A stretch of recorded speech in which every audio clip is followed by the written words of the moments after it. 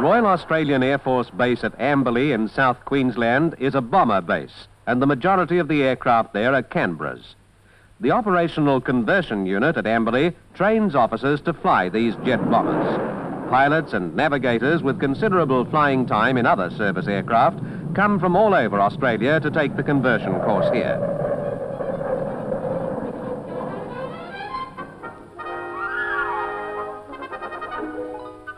After paying the usual official calls on arrival at Amberley, the officers taking the conversion course are issued with their high-altitude gear.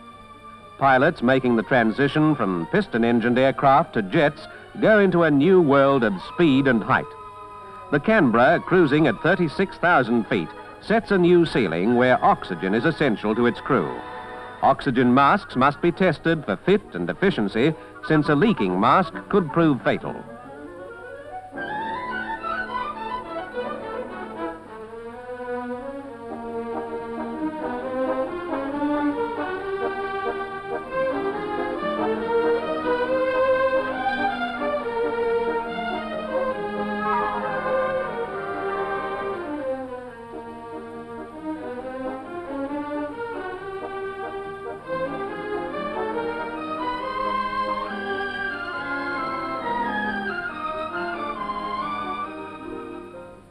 The outer helmets, known as bone domes, look odd, but they're a very real protection to their wearers. In addition to the flying part of the course, there is a staggering amount of study to get through on the ground, and no one has a minute to spare during his meticulously thorough indoctrination, which lasts 3 months.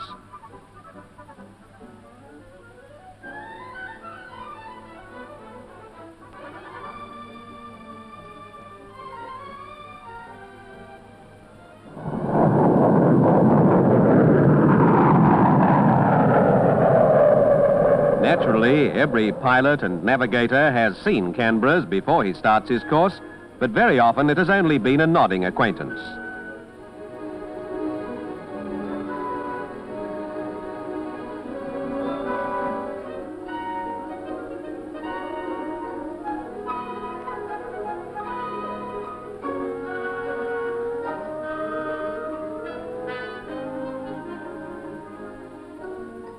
Lecture follows lecture. Engines, airframes, navigation, safety equipment, radio, electrical. This is a really tough course.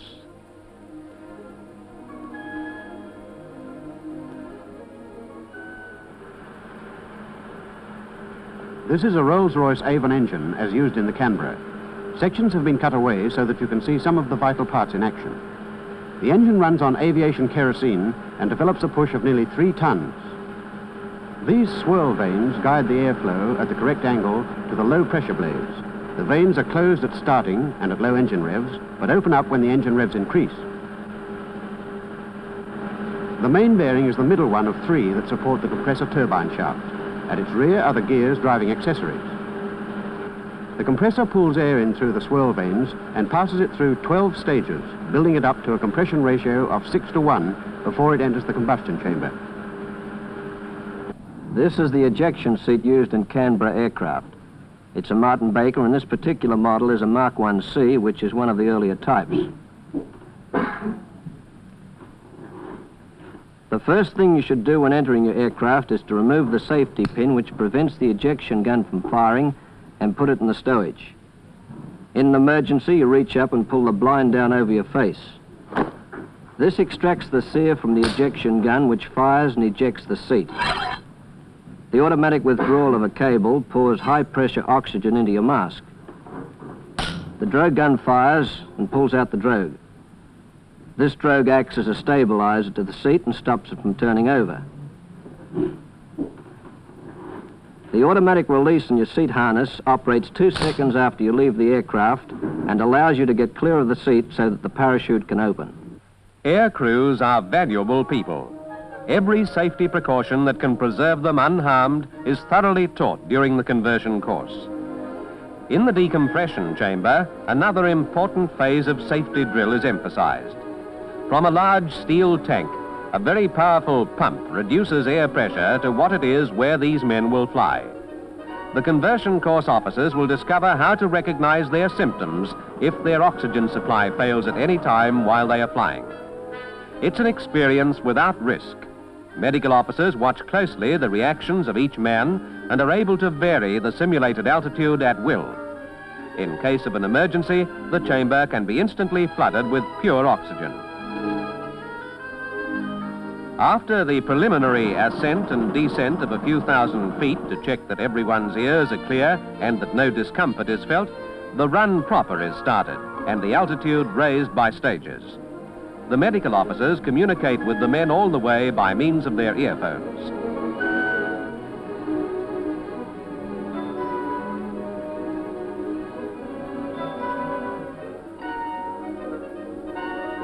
At 40,000 feet, the masks are clipped down very firmly so that they will not leak when oxygen is forced in at high pressure, which is what would happen automatically in the air if the cabin pressure failed, or in an emergency ejection.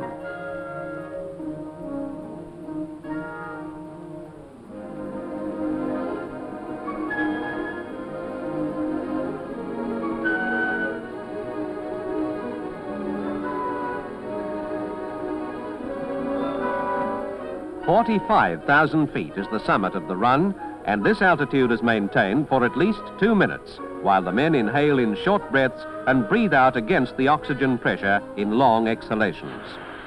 The chamber altitude is then crash dropped from 45,000 feet to 24,000 feet to simulate free fall after an ejection.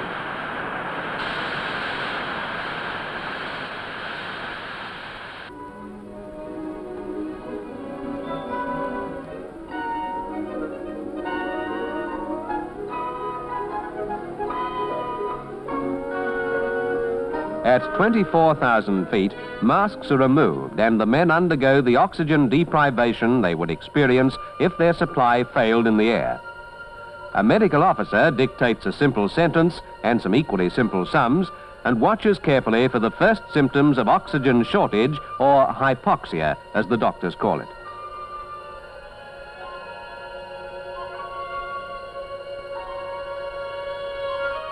One warning of oxygen shortage in the bloodstream is the changing color of fingernails from a healthy pink to blue.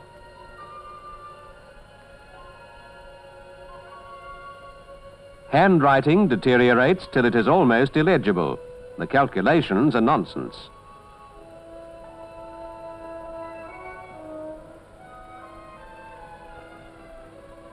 Some men become drowsy, but quickly recover when their masks are replaced.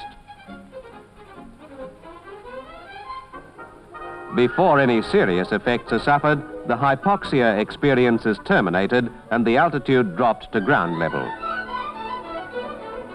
Quarters for officers and men at a modern Air Force base like Amberley are well planned and comfortable. When an officer comes into his room, he feels that he is at home and can really relax.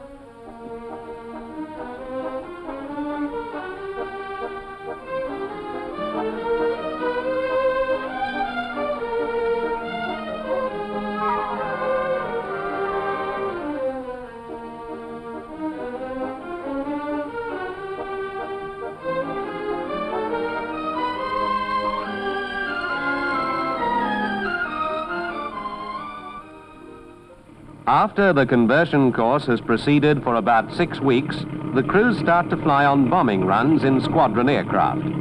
First, they use small practice bombs, and then the 1,000-pounders, of which the Canberra carries 6.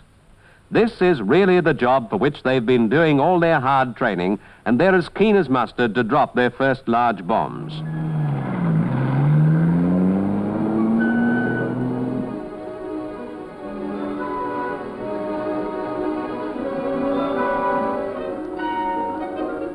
Before a flight, the pilot and navigator do their respective checking.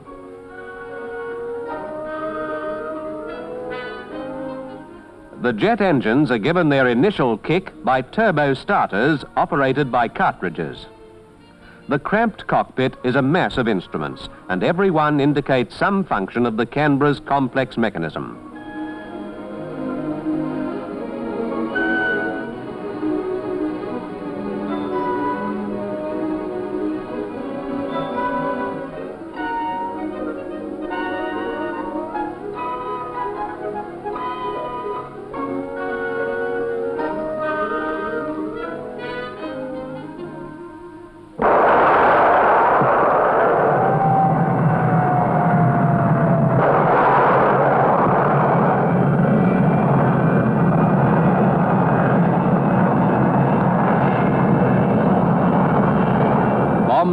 closed. An airman signals to the pilot that each control is working properly. Flaps down. An airman walks along and examines them carefully.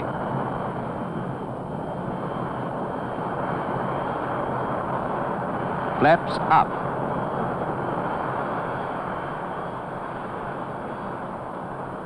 Speed brakes okay. All vital controls are checked on the ground.